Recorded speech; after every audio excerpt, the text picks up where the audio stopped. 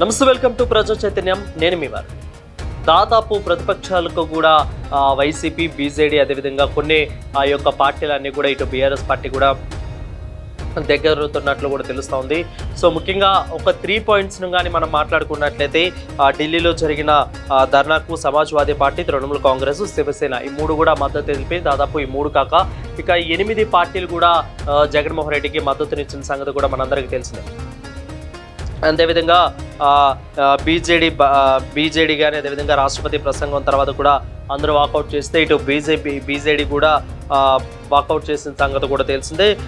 ఇది మొత్తం కూడా ఒక 1 పాయింట్ కింద మనం కన్సిడర్ చేయాలి. ఎందుకంటే దాదాపు ఎన్డీఏ కూటమిలో లేని, అంటే అటు ఎన్డీఏ కూటమితో మొన్నదాకా సవాలుగా ఉంటూ ఆ తర్వాత ఇప్పుడు ఉండకుండా ఇప్పుడు ఈ రకమైన ధరణ హోమాలు ఇవన్నీ జరుగుతూ ఉన్నా కానీ సో దీనికోసము జగన్ ధర్నా చేస్తున్నారు. సో దానికి సపోర్ట్గా ఇటు బీజేడీ రావటం, ఆ తర్వాత బీజేడీ తన్ని ఓడించారన్న కారణంతోనే ఎట్లన్నా కానీ ఎన్డీఏ కూటమి మీద కోపం పెట్టుకోవటం అనేది కూడా జరుగుతుంది. సో ఇటు ఇండియా కూటమి అందరూ కూడా బడ్జెట్ సభస్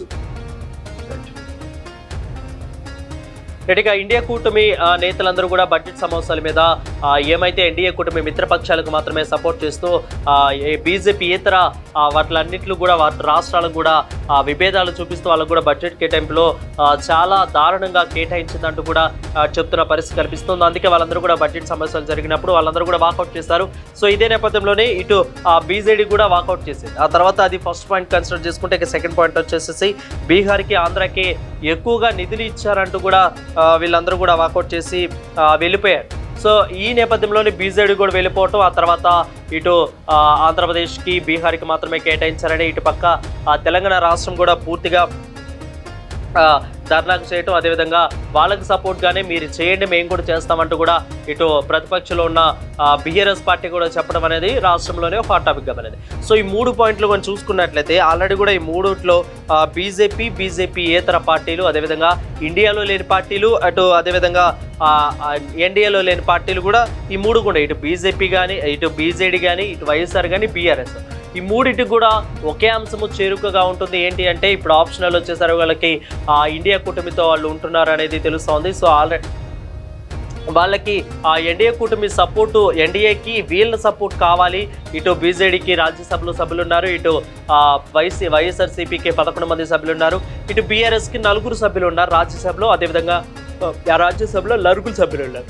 సో టోటల్గా వచ్చేసరికి ఇంతమంది ఉన్నా కానీ వీళ్ళ సపోర్ట్ అనేది కూడా ఇటు ఎన్డీఏకి కావాలి ఖచ్చితంగా. కాబట్టి ఇప్పుడు ఏమవుతుంది అంటే పక్క చూసుకుంటే ఇండియా కూటమికి చేరువవుతారన్న నేపథ్యంలోనే ఇటు ఎన్డీఏ గవర్నమెంట్ కూడా వీళ్ళందరూ కూడా కలుపుకునేందుకు ప్రయత్నాలు చేస్తుంది. ఈ 3 ఇటు బీజేడీ, వైఎస్ఆర్సీపీ, బీఆర్ఎస్ 3 కూడా అటు ఇండియాలో లేరు, ఇటు ఎన్డీఏలో లేరు. సో ప్రతిపక్షాలకు వీళ్ళందరూ కూడా దగ్గర అవుతున్నారు. సో ఓవరాల్గా చూసుకుంటే 3 కూడా ఇటు అసెంబ్లీ సీట్లలో ఓడిపోయారు. ఇటు బీఆర్ఎస్ పార్టీ అయితే ఎంపీ సీట్లు కూడా అసలు గెలుచుకోలేని పరిస్థితిలో ఉంది. సో ఇక్కడ వచ్చేసరికినేమో 4 ఎంపీ సీట్లు, 11 ఎమ్మెల్యే సీట్లు. అక్కడ బీజేడీ కూడా అంతే, మొత్తం కూడా బీజేపీ క్లీన్ స్వీప్ చేసినట్లు కనిపిస్తుంది ఎంపీ సీట్లలో. సో ఇలా చూసుకున్నట్లయితే ఇప్పుడు ప్రతిపక్షాలకి వీళ్ళు ఆప్షనల్గా మారారు. వీళ్ళందరూ కూడా ఇప్పుడు ఇండియా కూటమికి చేరువలు అవుతున్నారు. సో ఎగ్జాంపుల్ చూసుకుంటే మొన్న జరిగిన ఈ యొక్క ధర్నా, ఏవైతే ఢిల్లీలో జరిగిన ధర్నా ఉందో దానికి ఇండియా కూటమి నేతలందరూ కూడా సపోర్ట్గా రావటం, అదేవిధంగా పార్లమెంట్లో బడ్జెట్ సమావేశాలు వాకౌట్ చేసినప్పుడు ఇటు బీజేడీ కూడా వెళ్ళిపోవటం, అదేవిధంగా ఇక బీఆర్ఎస్ పార్టీకి వచ్చేసరికి ఇప్పుడు రాష్ట్ర అధికార పార్టీతో కలిసి ధర్నాకు మేము కూడా సిద్ధమంటూ చెప్పడం, ఈ 3టితో కూడా చూసుకున్నట్లయితే ఖచ్చితంగా ఇండియా కూటమికి వీళ్ళందరూ కూడా సపోర్ట్గా ఉంటున్నారు. ఇండైరెక్ట్లీ వీళ్ళు సపోర్ట్గా వెళ్తున్నట్లు కూడా తెలుస్తూ ఉంది. సో చూద్దాం మరి ఈ 3 ప్రతిపక్షాలతో వీళ్ళందరూ కూడా కలిసి ఉంటారనేది కూడా చూడాలి. ప్రతిపక్షం కూడా వీళ్ళతో కలిసి ఉంటారనేది కూడా చూడాల్సిన పరిస్థితి కనిపిస్తోంది. మరిన్ని అప్డేట్స్ కోసం చూస్తూనే ఉండండి ప్రజా చైతన్యం. Stay with us.